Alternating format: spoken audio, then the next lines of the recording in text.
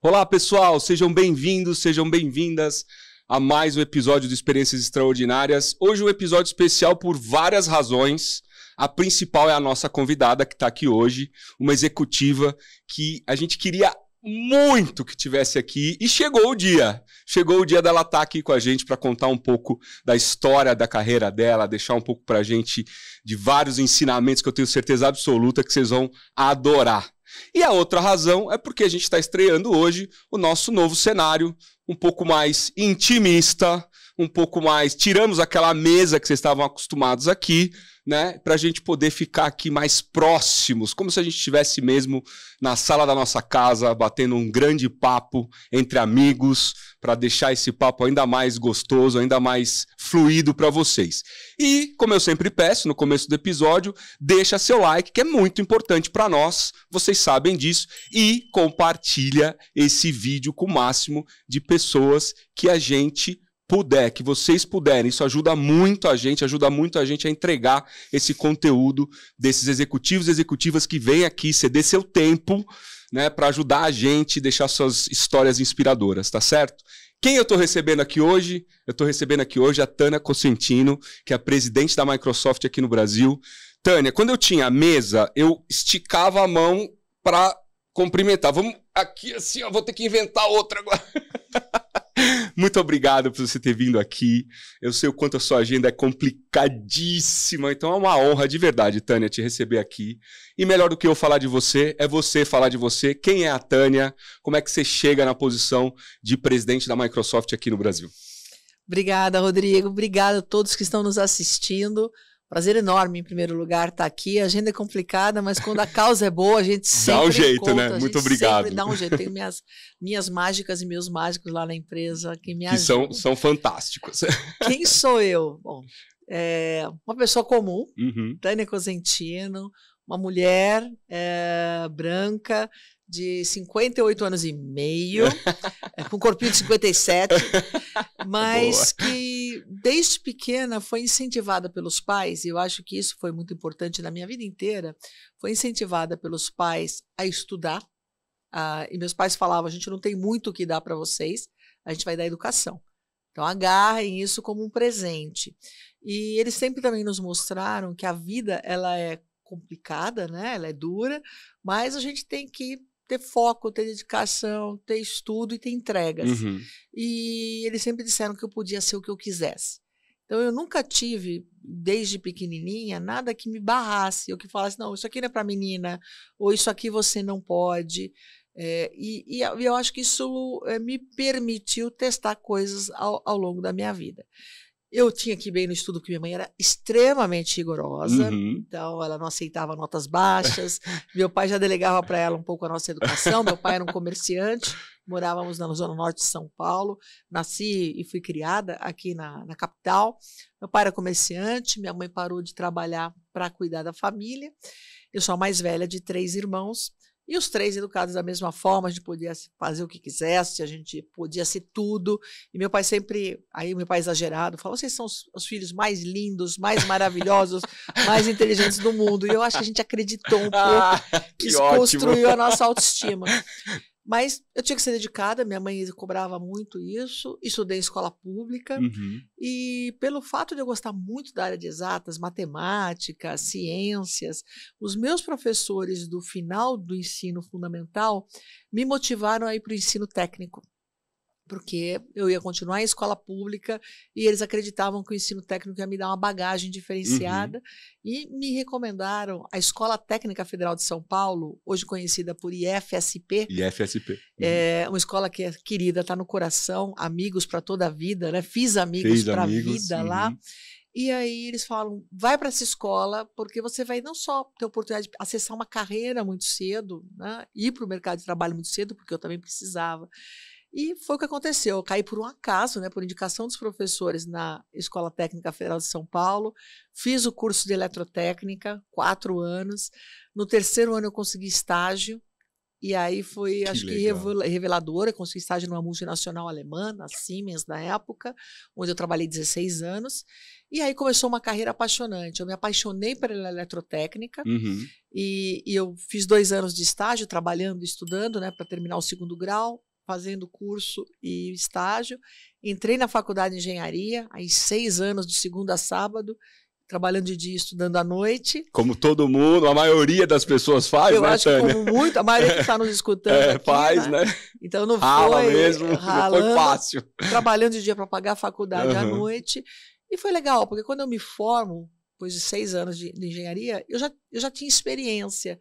Então eu acho que me ajudou a acelerar. No início parecia que eu não estava andando na velocidade que eu queria, mas me ajudou a acelerar. Eu fiquei 16 anos na Siemens e aí eu provoquei algumas mudanças na minha carreira e eu falei, depois de 16 anos, eu senti a necessidade de me testar. Então, já estava casada na época, sou casada com meu colega de faculdade. Ai, que legal! Até hoje, 28 anos de casado, que bacana. 8 de namoro, e um dando força para o outro na carreira. Isso foi muito legal também. Então, eu sempre tive pessoas que me apoiaram minhas escolhas de carreira. Com 16 anos de Siemens, eu senti a necessidade de me provocar e ver se eu era boa mesmo fora daquele ambiente. Então, eu provoquei uma primeira mudança. Fui trabalhar numa empresa americana, na Rockwell Automation, onde eu fiquei quase 2 anos. Muito legal do aspecto de transformação cultural. Sai de uma cultura alemã para uma cultura americana, completamente diferente, né? Testando meu inglês, porque eu não pude fazer inglês quando era jovenzinha, então eu fui fazer depois de formada no curso de engenharia. E fiquei 2 anos na Rockwell, aí eu fui contatada pela Schneider Electric. Isso finalzinho de 99, início dos anos 2000. E em fevereiro de 2000 eu comecei a trabalhar nessa empresa. E aí foi a grande transformação da minha carreira executiva. Porque até então eu tinha sido engenheira de projetos, aí eu fui engenheira de vendas, eu fui chefe de vendas de departamento pequenininho, de uma área pequena de vendas. Mas quando eu fui para a Schneider, eu assumi a gerência de uma equipe sênior, uma outra cultura, uma empresa francesa, mas com uma cultura global muito bacana, forte, né? Muito forte, querendo ser percebida como uma empresa global, e uma empresa que estava olhando para a mulher, porque mulher engenheira somos poucas, engenheiras somos poucas na área de tecnologia, e aí a empresa falou, nós vamos apostar em você. E eu senti, é aqui que eu vou crescer minha carreira. Eu tive uma carreira linda e rápida, executiva, onde eu fiquei 3 anos como gerente de vendas, depois assumi a diretoria comercial. Que bacana. Tive que chamar a atenção, pessoal, eu estou aqui, tem uma vaga aberta, eu quero essa vaga, é importante aqui para as mulheres, meninas que me escutam, nós precisamos nos posicionar quando nós queremos alguma coisa no mercado de trabalho, porque nós somos muito tímidas para verbalizar as nossas ambições, os nossos desejos, a nossa vontade de crescer carreira, às vezes até um pedido de aumento. A gente faz isso com uma frequência muito menor e de uma forma muito mais tímida que os homens. E aí eu tinha sido instigada, eu falei, pai, não vou deixar ninguém me esquecer, provoquei essa mudança, assumi a diretoria comercial, fiquei 4 anos, um momento de transformação fantástica. Disso, eu percebi a oportunidade de suceder o presidente. Até então, só tinha francês como presidente de subsidiárias menores. E aí o Brasil era um desses casos. E a empresa estava começando a colocar pessoas locais como presidentes. Então, me candidatei à presidência da Schneider. No fim da gestão desse meu presidente, que se tornou um amigo. Ele foi um amigo, um mentor, um coach. E ele me ajudou a superar as minhas limitações, ou vamos falar limitações, mas vamos falar áreas de desenvolvimento. Então ele me ajudou. Te ajudou a desenvolver o que precisava. A desenvolver o que precisava para poder assumir a presidência da empresa. Isso me levou a morar 1 ano fora do Brasil. Eu fui sozinha, então isso é um capítulo à parte. Meu marido ficou e eu fui. Então, aqui vale depois de continuar esse capítulo. E eu volto 1 ano depois como presidente. Eles me escolheram presidente, primeira mulher, primeira brasileira a assumir essa posição. E aí foi quando eu comecei a me transformar, entendendo que o meu papel era um pouquinho maior do que cuidar da empresa. Eu tinha um papel social, um papel de referência para mulheres. Você foi a primeira a assumir a presidência, primeira, né? Mulher. Brasileira, em primeiro lugar. Até então não tínhamos ninguém brasileiros, local. sempre franceses. E primeira mulher a assumir no Brasil. Ou seja, quebrou logo 2 paradigmas de uma vez só. De uma vez só. É isso aí, assim que é legal. E aí eu entendi o meu papel me comprometendo a mostrar para mulheres e meninas, vocês podem chegar lá. e comecei a me engajar em uma série de projetos de diversidade e inclusão, também projetos de sustentabilidade, porque a empresa, a Schneider, ela trabalha o tema de sustentabilidade e conexão disso com o negócio de uma forma muito intencional. Porque quando a gente fala uma empresa de gestão de energia, líder em automação e gestão de energia, é onde você consegue ajudar não só a própria empresa, mas os clientes a reduzir suas emissões de carbono. Então eu me apaixonei pela área e comecei a buscar Você é uma defensora disso, assim, fervorosa, né, Tânia? Sou, porque eu acredito que nós temos um papel. Né? Você crescer o seu negócio fazendo mal para a comunidade de entorno ou para o meio ambiente, ou com uma má governança, não vai te levar a uma vida longa como empresa, né? Pode te dar ganhos de curto prazo, mas não leva a uma vida longa. Então eu abracei essas causas, foram oportunidades novas de aprendizados, mais estudo. Eu fiquei 4 anos como presidente, 6 anos como América do Sul, aí eu fui promovida para a América do Sul. Depois eu tinha acabado de ser promovida para uma posição global, quando veio a Microsoft no LinkedIn. Então quem nos escuta, mantenha o seu perfil no LinkedIn atualizado, porque funciona. Eles acabaram de fazer um curso técnico. Vão lá, coloque o seu selinho de certificação no LinkedIn. Mantenha-o sempre atualizado, porque nós, empresas, vamos lá e buscamos. Eu quero um profissional, às vezes mulher, está tendo muita intencionalidade, diversidade e inclusão.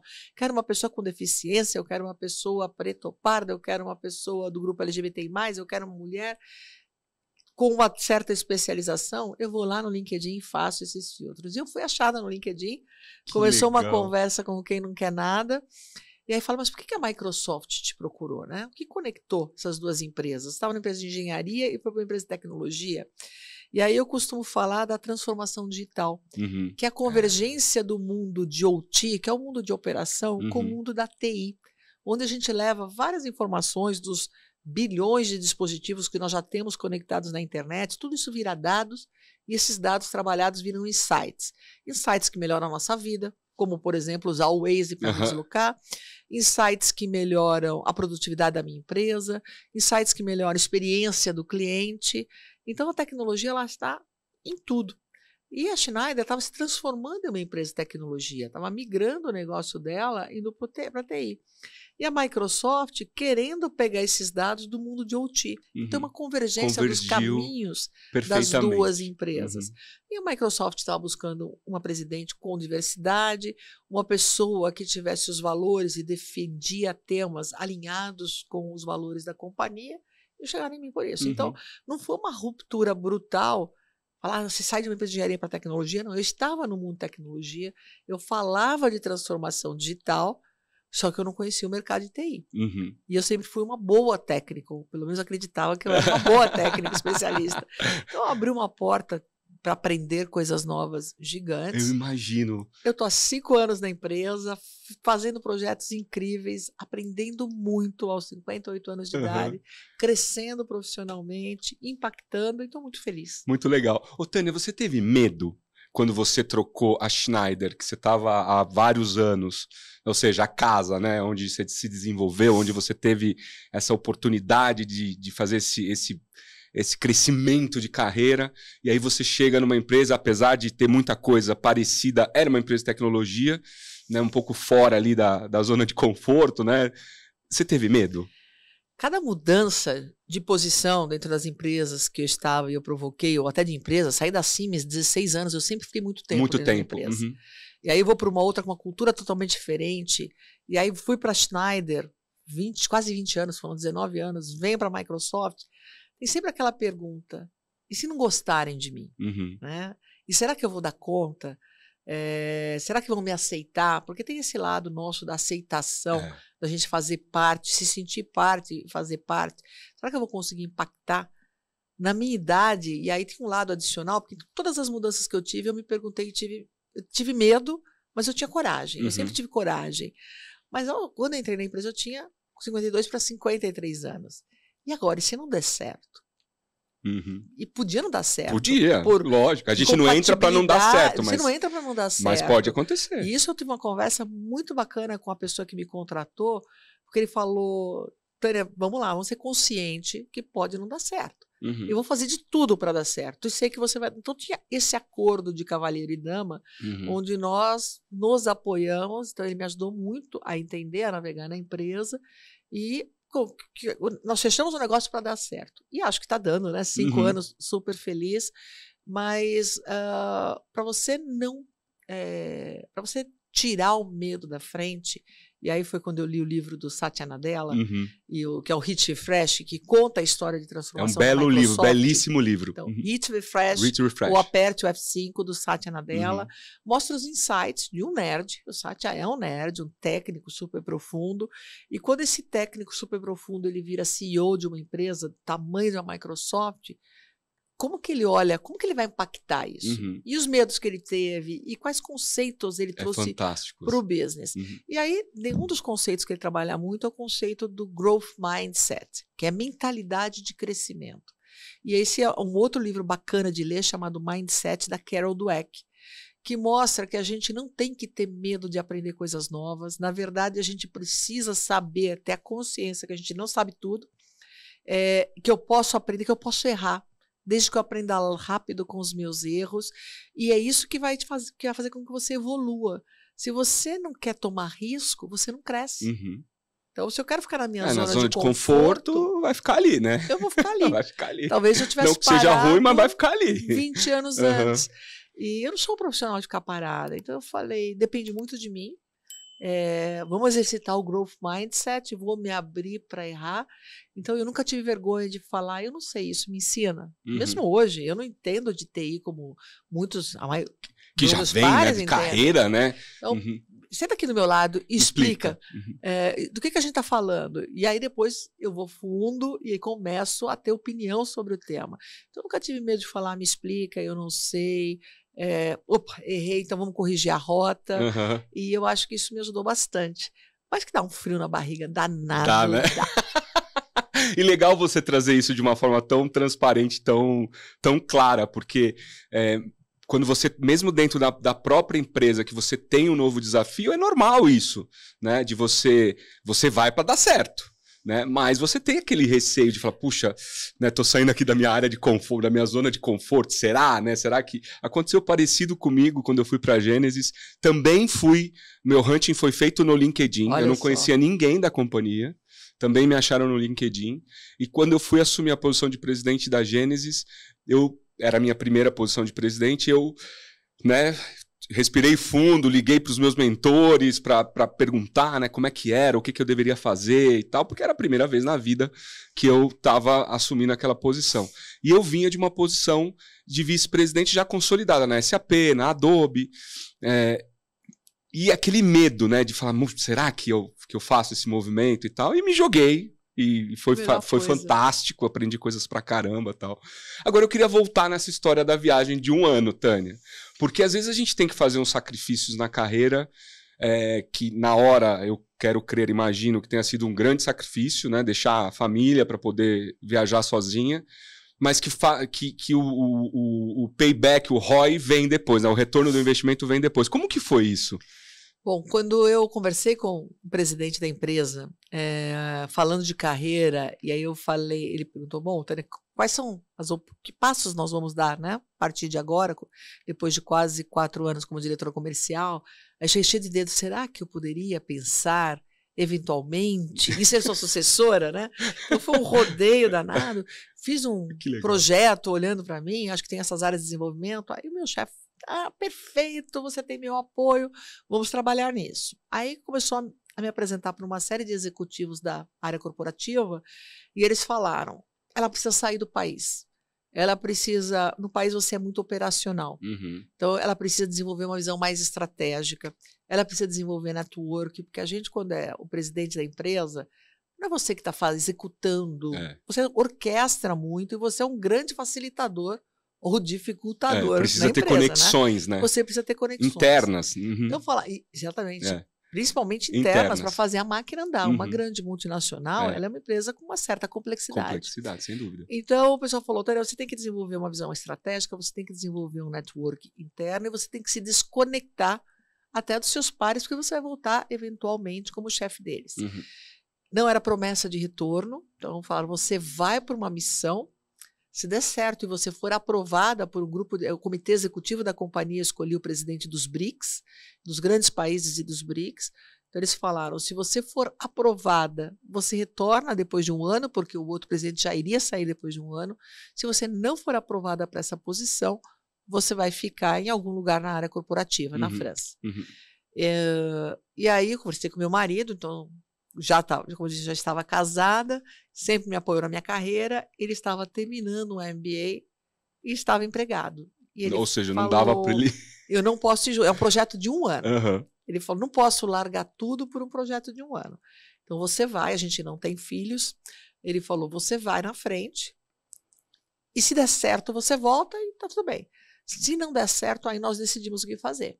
Talvez eu devesse sair da empresa e voltar para o Brasil, ou ele me acompanharia para onde eu fosse. Então esse era o acordo. Que bacana, né? Que apoio. Então, vamos embora. Aí achei que ia ser fácil, né? Porque vamos ficar lá, a França é maravilhosa, amo a França, um casal de amigos que já brasileiros estavam lá com um filhinho pequeno, quase que me adotaram, então foram mais que amigos, foram minha família na França. E aí são amigos queridos até hoje e voltaram para a França, estão morando lá agora de novo. E aí meu marido ficou no Brasil. O primeiro mês passou fácil, o segundo mês eu fiz uma viagem rápida para o Brasil, o terceiro mês começou a apertar.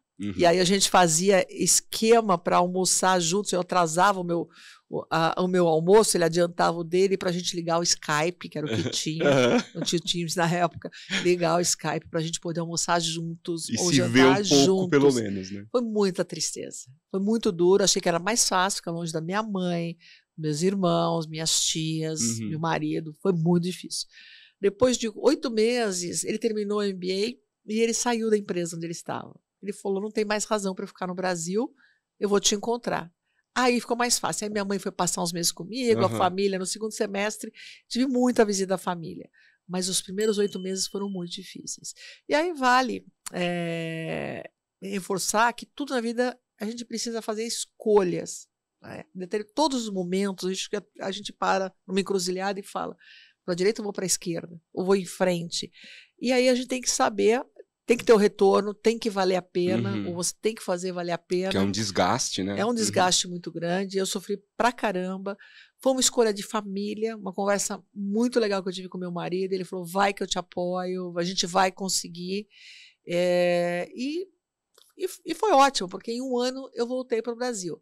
E eu acho que a gente tem que olhar em determinados momentos que escolhas eu quero fazer e que escolhas eu não quero fazer. Na hora que a gente tem isso claro, a jornada fica mais fácil.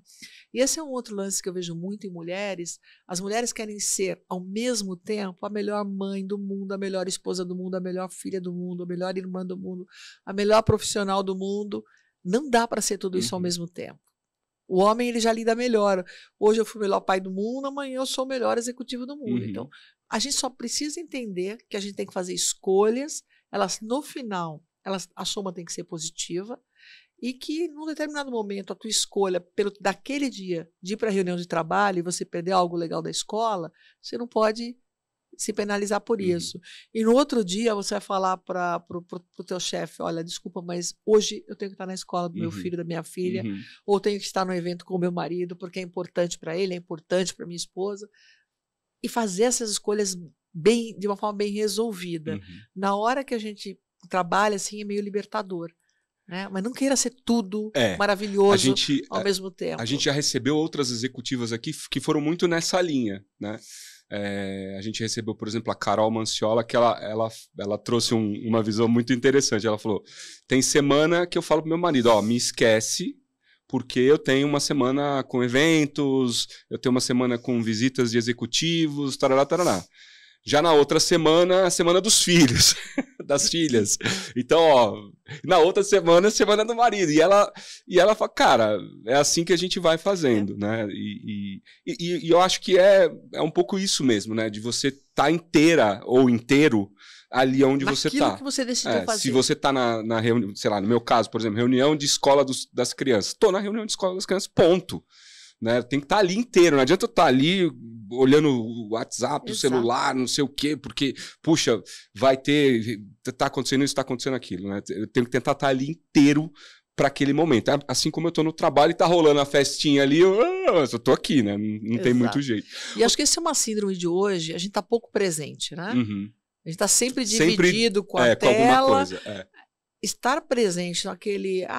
não é clichê falar, vamos ter alguns momentos de boa qualidade, mas coloca o celular do lado. É verdade. Coloca a tela do lado e vai viver aquele momento. Porque o tempo passa rápido, né? Sabe o que eu tenho feito?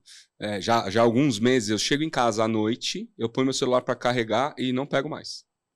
Então, quem precisa tem o telefone da minha casa para uma emergência. Liga lá. Se cair algum mundo aí, se acontecer alguma coisa, liga na minha casa, porque eu vou realmente me dedicar um pouco à família, às crianças. Eu tenho 3 filhos pequenos, então as crianças e tal, porque eu tinha muito isso, de chegar em casa e estar ali na tela, né? Ou ia pra televisão, que eu brincava que era a caixa do nada, né? Pra dar aquela... Tem hora que precisa, né?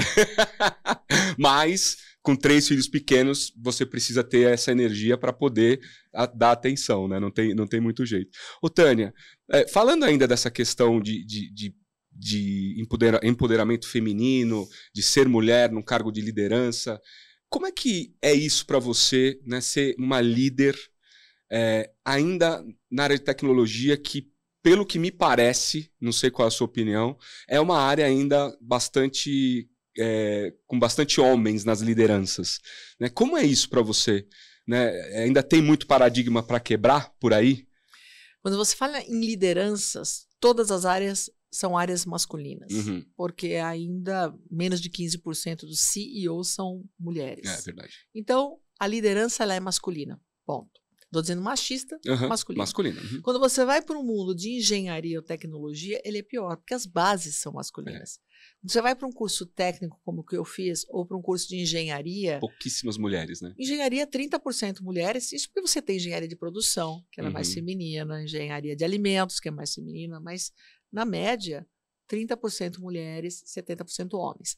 No curso de tecnologia, no mundo de tecnologia, nós somos 17% mulheres. Então, é natural que já na entrada você é menos numerosa, no topo chegam menos mulheres ainda. Por isso eu falo que diversidade e inclusão, você tem que trabalhar com muita intencionalidade. Tem que forçar a barra, tem que forçar a entrada, tem que ter programas de desenvolvimento de mulheres, porque senão não tem mulheres, como dizemos, no pipe, né, no funil para chegar lá. E aí começa, a gente tem que ir mais além, eu tenho que pensar como que eu vou ter mulheres fazendo curso de engenharia ou tecnologia, eu tenho que ir na pré-escola, eu tenho que ir no ensino fundamental e falar para aquela menina que deve ter ouvido que joguinho de Lego não é para ela, que desmontar carrinho é coisa de menino e outras coisas do tipo, eu tenho que convencer aquela menina que ela pode ser uma engenheira. Então, que ela pode sim brincar com o Lego, ela pode. E deve. Pega o Lego, mas não o Lego da Barbie. Pega o Lego de montar prédio. Pega o Lego do Star Wars. Então é importante a gente mostrar para as meninas que elas podem fazer o que elas quiserem. De novo, isso não é clichê, é realmente desbloquear alguns bloqueios que a gente impõe. Se a menina fala, não, eu quero brincar realmente de boneca, eu quero casar e ter filhos. Okay. Legal. As pessoas, só quero que as mulheres tenham mais opções do que as que elas têm. Porque a gente vai reprimindo, e quando está na hora de escolher a profissão, a mulher acha que ela tem um leque muito menor que o homem. Não, gente, a gente tem o leque inteiro, eu tenho o portfólio inteiro para aproveitar. Mas é lógico que você tem que gostar, você tem que fazer algo que você goste. Não tem que experimentar. E você experimenta com isso, arrancando rodinha de carrinho, construindo alguma coisa. Então, eu gostaria de ver mais pais e mães falando para suas menininhas que elas podem ser engenheiras, que elas podem ser cientistas, que elas podem ser astronautas, que elas podem ser piloto de avião, que elas podem ser bombeiro e assim por diante. Elas podem ser o que elas quiserem. Né? E aí você começaria a ter mais gente estudando essas áreas mais diferentes, eu teria a base menos masculina, e aí seria mais fácil ter o topo menos masculino. Você pensa no aspecto de liderança geral, para a gente atingir a equidade de gênero, que seria dentro do mercado de trabalho o mesmo número de homens e mulheres, porque somos 50-50 né, na população. Então, no mercado de trabalho, eu deveria esperar que fôssemos mesmo número. Em todos os níveis da organização. Na base, na primeira supervisão, na primeira gerência, na segunda gerência, na diretoria, na presidência. E sem gap salarial, sem diferença Esse salarial. é um ponto importante. A mulher, ela ganha 30% menos que o homem, isso é uma média mundial, 30% menos que o homem, para fazer o mesmo trabalho. Isso tira capacidade de desenvolvimento econômico, ela perpetua as diferenças e desanima, né? Desestimula as mulheres a seguirem em frente. Então, a hora que a gente tiver um mundo igual, a gente tem eu falo, não é dividir o bolo, né, do crescimento mundial, você tem um PIB mundial muito maior, então mais gente vai comer um pedaço maior de um bolo mais gostoso. Infelizmente, para atingir a equidade de gênero, a gente vai levar 132 anos. Uau! Antes da pandemia, eram só 100 anos. A pandemia piorou o que já era ruim.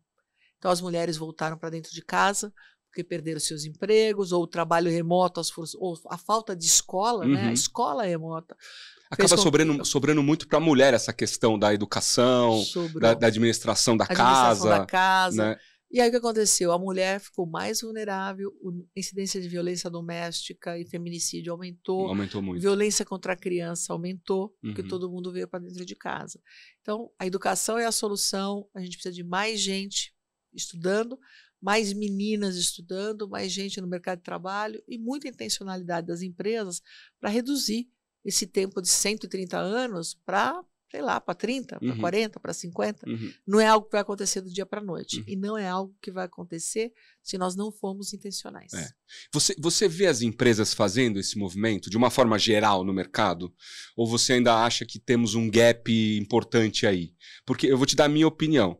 Eu tenho dúvidas se de fato as empresas fazem, se estão indo de fato para esse caminho. Eu acho que fala-se muito, né? Mas na prática mesmo você tem bem menos empresas fazendo coisas de, por exemplo, essa questão da equidade salarial. Né? Eu soube de empresas que fazem contratações às cegas agora, né? Não sabe se é homem, não sabe se é mulher, não sabe como é a pessoa, até um determinado estágio do processo de entrevista, né? Achei isso genial, porque tira qualquer viés de qualquer coisa, né? De sexo, sexualidade, qualquer coisa. Qual que é a sua percepção, Tânia? Isso no mercado, você percebe mais para o positivo ou ainda temos um passo para caminhar aí? Temos uma estrada enorme para ainda, caminhar. Né? O que acontece? As grandes e médias empresas, elas estão falando muito. Então, hoje, o convencimento ele é menor, o business case que a gente fala, né? Porque é um caso de negócio, não é só porque eu sou legal, então eu vou contratar mais mulheres. Não, gente. Mulher faz girar a economia, metade da população mundial. Um ambiente diverso traz mais criatividade, traz mais engajamento. A gente se conecta melhor com os nossos públicos de clientes, porque o público externo é 50-50. Então, uma empresa que é diversa, ela é mais produtiva, ela é mais criativa, ela é mais interessante, ela é mais gostosa de trabalhar, ela ganha mais dinheiro. Já tem até estudos que mostram que os resultados financeiros são melhores. Então, existe um caso de negócios por trás do caso da diversidade de gênero. Então, tem muita empresa que não fica nem bem não falar no assunto, e a mesma coisa com ESG. Mesma coisa. Então, todo mundo tem que ter o seu plano e a sua pegada. A transformação disso em ações concretas, ainda você está num primeiro nível, tem um grupo muito bacana, tem empresas fazendo trabalhos incríveis, e tem muita gente que está falando muito, fazendo muito pouco. E a pequena, média empresa acha que isso não é para ela. Ela não sabe nem por onde começar. Então, aqui eu tenho conversado com muita gente que a gente precisa ajudar, principalmente a nossa cadeia de suprimentos, de parceiros, porque se você quer ser sustentável, a sua cadeia tem que ser sustentável. Tem que ser sustentável. Então, eu preciso ajudar a educar aquele público que tem menos recursos, que são as empresas menores, e preciso cobrar mais resultados efetivos, porque a gente tem uma longa jornada pela frente. Por isso que a realidade diz, apesar de todo mundo falar em diversidade de gênero, a gente vai levar 132 anos para tê-la de forma concreta. E isso não é um caso do Brasil, isso é mundo. Mundial. Ainda é um caminho, eu concordo. E na questão do ESG, eu acho que é a mesma coisa. Ainda se fala muito, né? Você vê, é bonito falar, as empresas falam, mas quando você vai lá no buraco do queijo olhar mesmo, você ainda tem bastante espaço né, de execução. Ô, Tânia, eu imagino que durante a sua carreira você tenha tido muitos momentos de decisão, de desafios, por exemplo, esse de ficar um ano fora.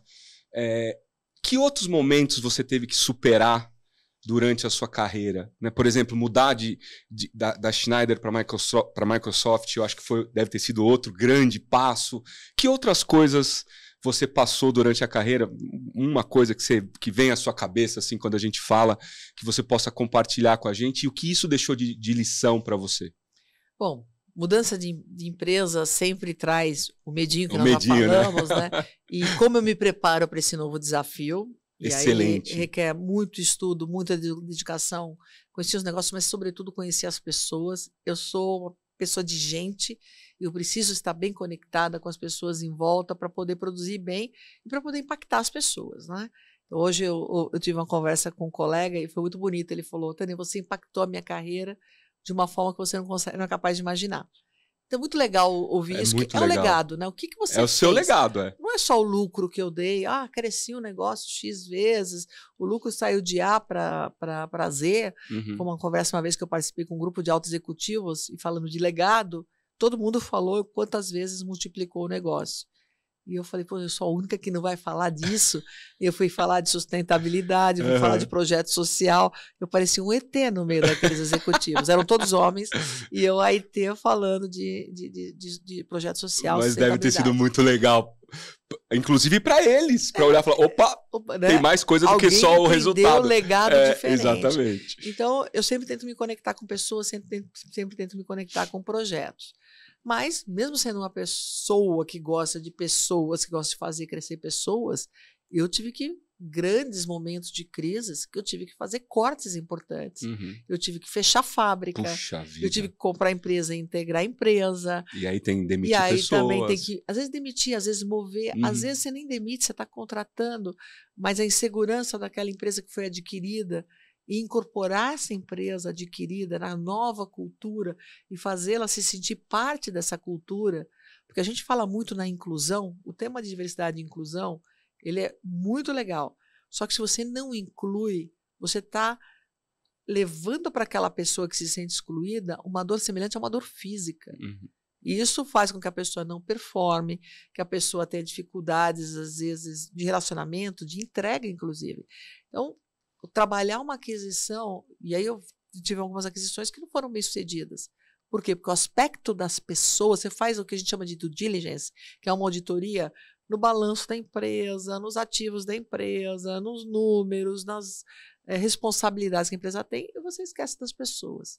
Aí eu falei, não, gente, a gente tem que começar a fazer, tem um capítulo aqui de pessoas e como que eu vou tratá-las no dia seguinte. Então, isso foi um grande aprendizado de como que você lida com pessoas no processo de fusão e aquisição. Eu tive processos de fechamento de fábrica, às vezes de mover fábrica. Eu não estava fechando para cortar, mas estava movendo de cidade. E aquelas pessoas que trabalhavam naquela fábrica não iam poder mover. Então, como que você faz? Como que você chega para um público e fala que você vai fechar a fábrica, elas vão perder seus empregos? E eu preciso que elas produzam para garantir um buffer de produção durante enquanto a mudança. Enquanto a outra fábrica está sendo ativada. Então, como que você faz isso de forma respeitosa? Como que você prepara? E era uma fábrica onde tinha só mulheres da mão de obra.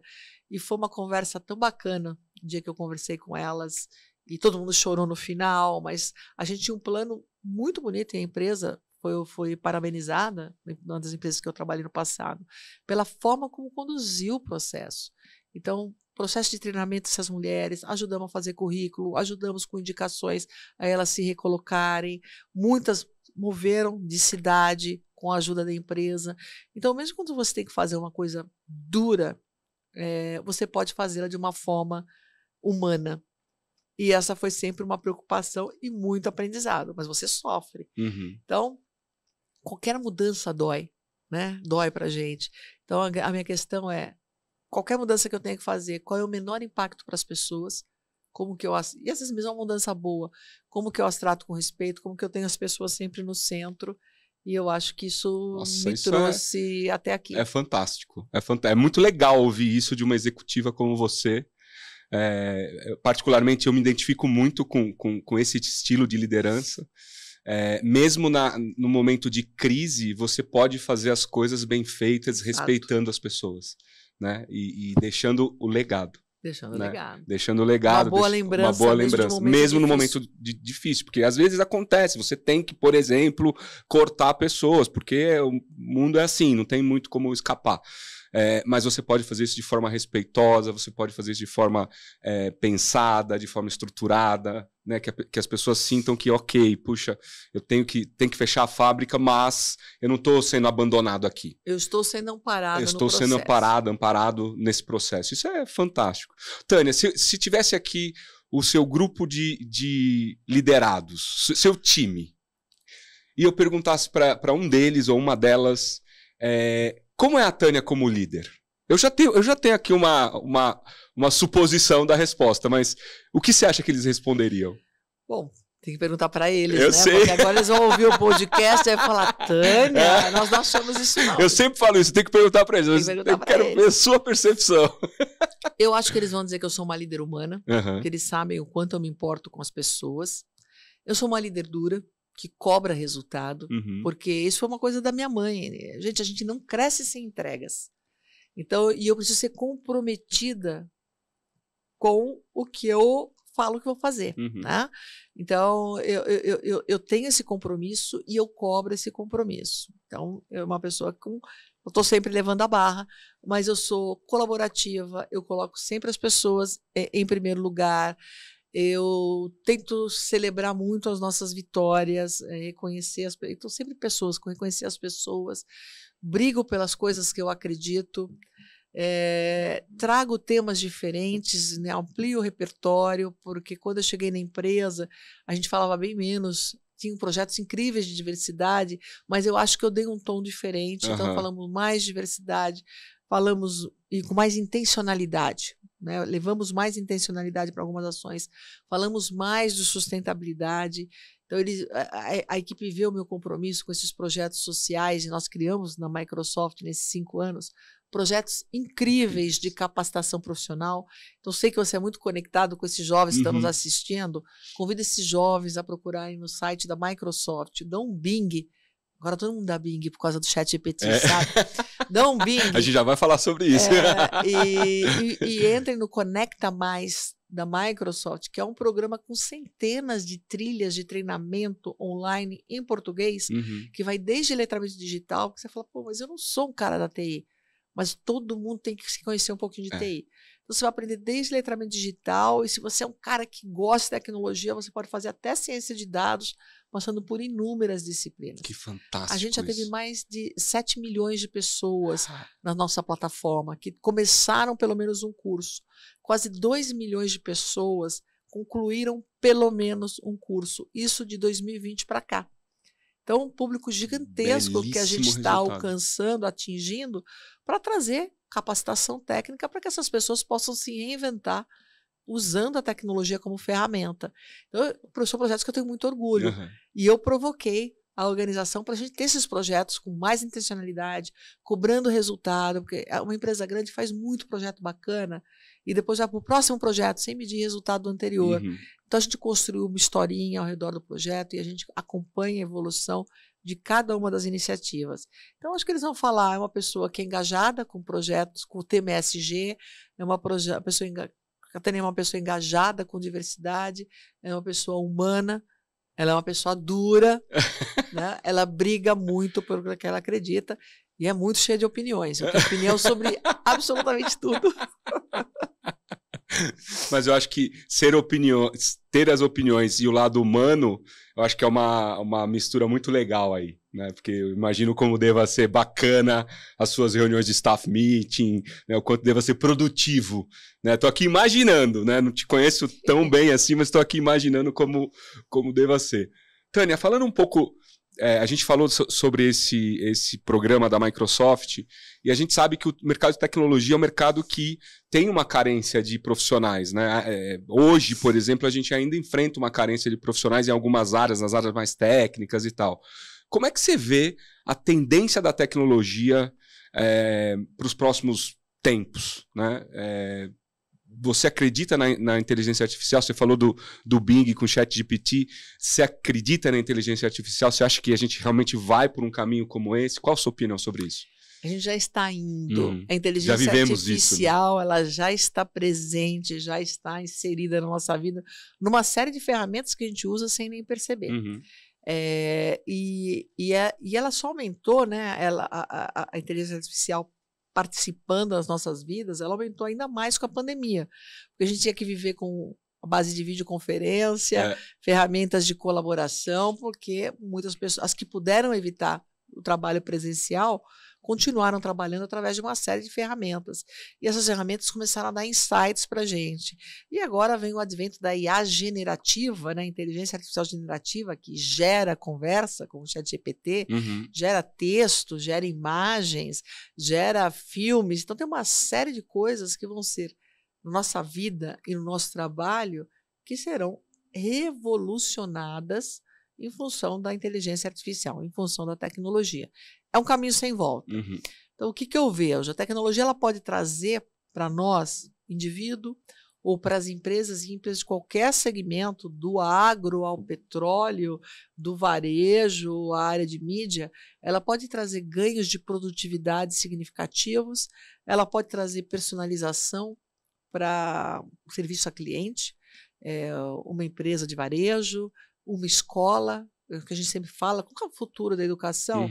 A gente precisa sair do século XIX, que é o estudo em série, né? Como se todo mundo fosse formatado, enfiado dentro de uma forminha. Uma máquina, né? Uma maquininha, né? Uma fabriquinha. Entra o aluninho aqui, sai o aluninho pronto lá. Não sai, todos são iguais, todos aprendem iguais, e nós sabemos que não. Hoje a gente está falando tanto de neurodiversidade, né? E a gente sabe que as pessoas aprendem de forma diferente, interagem de forma diferente. Mais do que nunca, a gente precisa de personalização também na educação. Então, a inteligência artificial vai permitir isso, ganhos de produtividade incríveis em diferentes áreas econômicas, vai permitir personalização da educação, personalização do serviço ao cliente, ela vai permitir acesso à saúde, vai permitir diagnóstico de doenças com muita antecedência. Então, eu acredito que a gente vai ter uma geração melhor e mais saudável, a gente vai conseguir trabalhar de forma preventiva e não corretiva, e na saúde isso pode ser, além de economizar milhões de dólares ou reais, ou às vezes até bilhões para os países, ela pode trazer qualidade de vida para nós. Né? Então, eu vejo uma coisa muito boa. Vai cortar empregos? Vai eliminar milhões de empregos, gente, vai eliminar dezenas de milhões de empregos, mas vai criar outras dezenas de milhões de empregos. A grande, o grande lance aqui vai ser como que eu migro aquele público que perdeu seus empregos, que vai ser aquele público que está envolvido com trabalho repetitivo, e faça com que esse pessoal suba alguns degraus na escadinha da tecnologia e consiga trabalhar nesse novo emprego criado, que com certeza vai ter uma melhor remuneração. Então, a tecnologia ela também traz, além de ganho de produtividade, ela traz crescimento econômico, porque ela vai trazer mais renda. Mas eu posso, se a gente não trabalhar aqui como país, e não é só a Microsoft com o programa Conecta Mais, mas se a gente não trabalhar com o país, e aí vem as ONGs, vem academia, vem governo, vem setor privado, a gente pode ter um problema social importante. Então, aqui assim, a gente sempre provoca, a Microsoft trabalha com governo municipal, estadual, federal, a gente tem programas de egressos de penitenciária, olha que bacana, de serviço prisional, a gente tem programas com população trans, a gente tem programas com recortes diferentes para garantir que a gente está preparando o maior público possível para enfrentar a IA. A IA não tem volta, ela vai invadir as nossas vidas, e a gente fala, mesmo um médico, vai falar assim, eu sou um médico, eu não preciso aprender sobre tecnologia. Um médico que saiba usar IA, ele não vai programar IA, ele vai saber usar IA. Ele vai ser um melhor médico do que o que não sabe usar IA. Ele vai usar IA para fazer diagnóstico, para acelerar e melhorar atendimento, para personalizar atendimento, para atender um cliente remoto. Então, é a grande revolução, é uma super tendência, tem muita tecnologia por trás da IA, então a IA existe porque a gente está falando de nuvem, a gente está falando de poder computacional, a gente está falando de conectividade, então tem muita coisa por trás da IA, não é ela sozinha, mas ela, para mim, é a grande revolução tecnológica do momento, e não dá para a gente fechar os olhos para ela. Eu concordo 100% com você. No nosso segmento, por exemplo, já falei isso algumas vezes aqui no podcast, no nosso segmento de podcast, a inteligência artificial, ela vem causando, né, uma mudança gigantesca, né? Então, só para citar uma, antigamente a gente ficava horas mexendo, ajustando um som, né? Hoje em dia você passa numa inteligência artificial, em 10 minutos está pronto. Né? Então, eu acho que esse segmento de áudio, vídeo, além de outros, obviamente, tem sido muito impactado positivamente pela tecnologia, mas negativamente pela ameaça aos empregos. Mas, obviamente, sobra tempo para aquele cara que mexia no áudio desenvolver uma outra habilidade, uma outra aptidão. Exato. Que a inteligência artificial talvez não consiga fazer tão bem, né? E mesmo a inteligência artificial tem que ser programada. Uhum. E alguém tem que programá-la, né?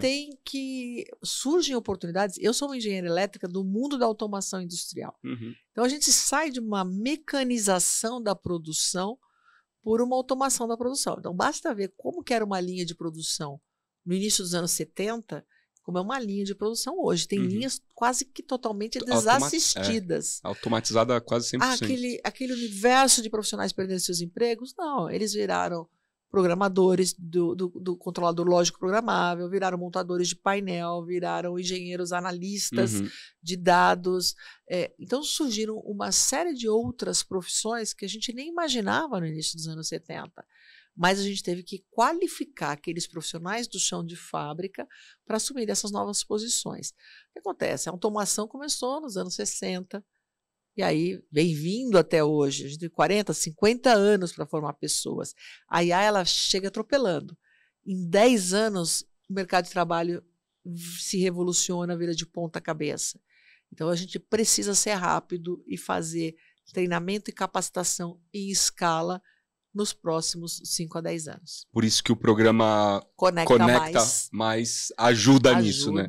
2 milhões de pessoas terminaram pelo menos um treinamento. Isso é uma cidade. É uma cidade. Né? E o que a gente quer é que essas pessoas se motivem a fazer o próximo. E coloca o selinho de treinamento no LinkedIn. Lá no LinkedIn, exatamente. Atualiza lá. E se você pertence a um grupo de diversidade, reforça lá que grupo você pertence. Eu tenho certeza que muita gente vai atrás de vocês. Porque o mundo de TI, dada a transformação digital, ele se ampliou. Saiu das grandes empresas de tecnologia, mas hoje toda empresa é uma empresa de TI.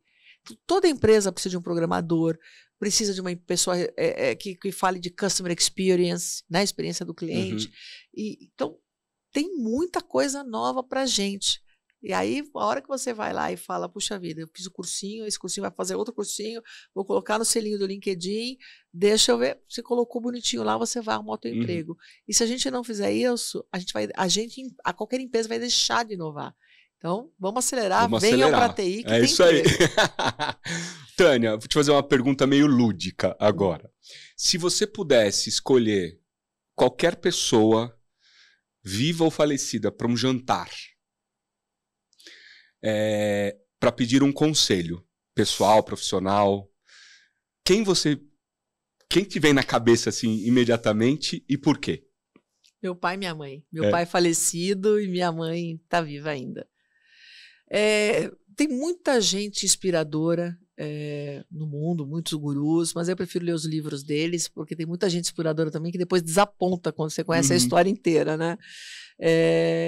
Eu acho que a sabedoria das pessoas que tiveram menos instrução e mais velhos, elas trazem ensinamentos incríveis. E como eu tenho saudades do meu pai, que morreu já há bastante tempo, eu preferi ouvir um conselho dele do que qualquer outro guru do planeta. Que resposta linda! E é exatamente isso, né? A gente, às vezes, fica olhando, sei lá... Eu imaginei que talvez você falasse assim, o Satya. Já encontrei com o Satya uma vez. Imagino. Sei lá, o Bill Gates. Não, o meu pai é minha mãe. Isso fala muito sobre você. Tânia, última pergunta. Eu ficaria aqui horas conversando com você. A gente tem aqui um monte de assunto que a gente não conseguiu passar, porque a gente teve essa conversa deliciosa. Queria mais uma vez te agradecer por ter vindo, dedicado um pouco do seu tempo ao nosso projeto. Eu queria te perguntar que conselhos você daria a você mesma hoje, a você mesma quando você começou a sua carreira? Um conselho que minha mãe me deu quando eu era pequena e eu me dou até hoje e dou para todos vocês. O conselho é: acredite em você. Só isso. E vai em frente, trabalhe duro, porque não tem nada, não existe nada fácil, nada cai do céu. A gente tem que estudar bastante, a gente tem que trabalhar bastante, tem que ter entrega. Mas se a gente não acreditar, se eu não acreditar em mim mesma, qualquer barreira, qualquer pedra que colocar, e vão colocar muita pedra, gente. Tem gente que vai derrubar pedreira na tua frente. Na sua frente. Então, não vai dar para pular, não. Vai ter que abrir. Você vai ter que tirar pedrinha por pedrinha, e no metade você vai estar cansado. Se você não acreditar que você pode, você vai desistir. E eu vejo muitas mulheres, eu falo muito de mulheres porque é um público que eu tenho tentado, né, estar mais próxima para ajudar a acelerar a carreira, e eu vejo que coisas que não me barraram muitas mulheres. Eventos, frases, comentários. Falar, gente, mas jura que vocês se preocuparam com isso? E por que eu não me preocupei ou que eu não me bloqueei? Porque eu acreditava em mim, na minha capacidade de realização, desde que eu me esforçasse e me dedicasse. Então, a restrição estava em mim. Se eu não me dedicasse, eu não ia conseguir. Se eu me dedicasse, e tanto que uma coisa que para mim sempre funcionou, de uma forma como parece que é um negócio que mexe aqui dentro, eu falava: você não vai conseguir fazer isso. Não fala isso. Também tenho... O animal interior salta. Você vai ver se eu não vou conseguir. Vou esfregar na cara dessa pessoa que eu vou conseguir fazer melhor. Então, esse lado de acreditar, e nem que eu olhe no espelho todo dia, e outro dia uma mentira minha, que ela tinha brilhante, uma pessoa brilhante, mas muita insegurança, eu falava: olha para o espelho e fala que eu posso. Fala que eu sou bonita. Vai lá, olha, fala, sou bonita, eu posso.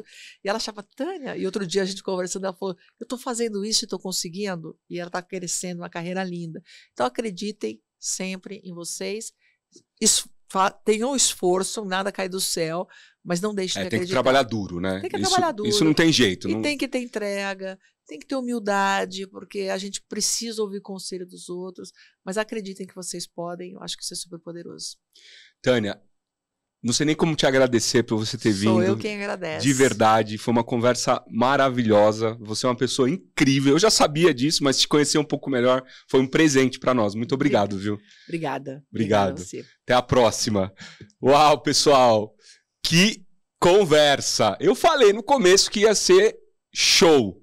Eu espero que vocês tenham gostado. Por favor, se você ainda não deixou seu like, deixa agora e compartilha esse vídeo. Olha quanta coisa legal a Tânia trouxe pra gente. É muito importante que vocês ajudem a gente a levar esse projeto para o máximo de pessoas que a gente puder, né? Levar esse conhecimento todo dessas pessoas brilhantes como a Tânia, que esteve aqui com a gente hoje, para o máximo de pessoas que a gente puder, tá certo? Ajuda a gente com isso. Bem-vindos ao novo XPXT, ao nosso novo estúdio, ao nosso novo cenário. E esperem que teremos aí grandes convidados e convidadas conosco nessa nova temporada do Experiências Extraordinárias, tá certo? Fiquem bem e até o próximo episódio. Uau, Tânia, super obrigado. Obrigada a você. Que conversa!